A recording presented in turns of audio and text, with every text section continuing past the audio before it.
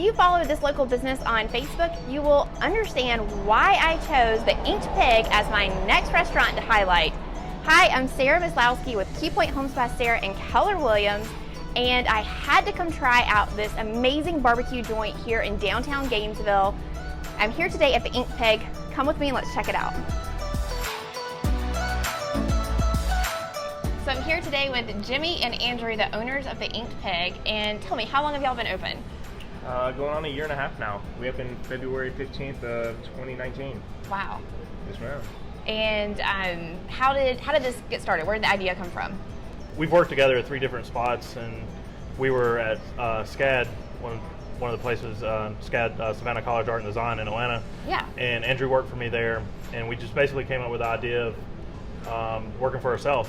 And I looked at him one day. I was like, I'm tired of working for somebody else. Let's do our own thing, and that's how the conversation got started, pretty much. And so, have you always known that you wanted to do a barbecue restaurant, or how did y'all narrow in on barbecue? I wanted to do barbecue. That's kind of been my thing. Like, my first job in the kitchen was in barbecue. Okay. And we have both a background in fine dining and stuff, but I wanted to get out of that, and I knew it was something easy that we could do, and that we could do something, kind of a twist on it, and people enjoy it. It originally started as a catering concept, though. Okay. We didn't want to do a restaurant, but we found this space and kind of Yeah. So we were just like, okay, we're not doing catering. We're just going to do the restaurant and then do catering out of the restaurant. So it worked out. Tell me about your barbecue. Like, what's your process like? What kind of meats do y'all serve?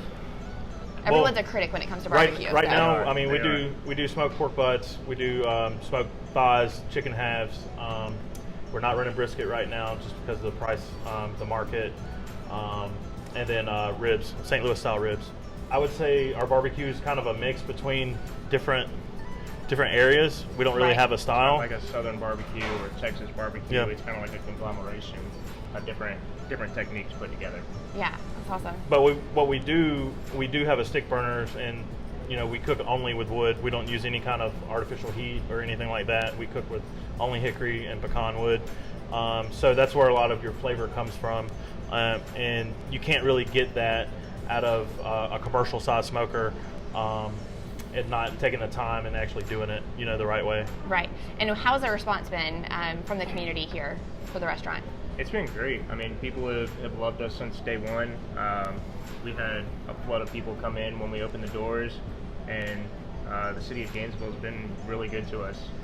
They supported us through the whole COVID thing, us closing down, and welcomed us back with open arms when we reopened the doors. So the community's been very well to us. Yeah. So I think one of the things that make y'all unique is that this isn't just like a traditional barbecue joint, and the fact that y'all have some really specialty items on your menu.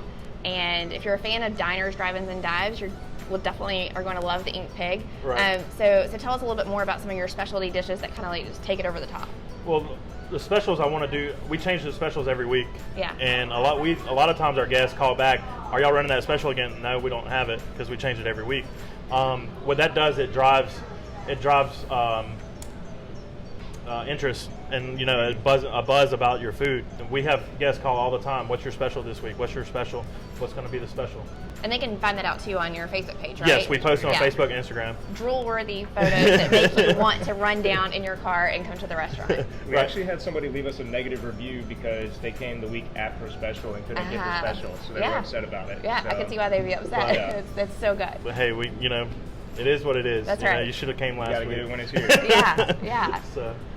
And your desserts are pretty famous as well, right? Tell me more about those. I mean, we put a lot of time and thought into all of our food, not just, the barbecue. We feel that the sides and the desserts and all the accompaniments and everything should be at that same level as the meat.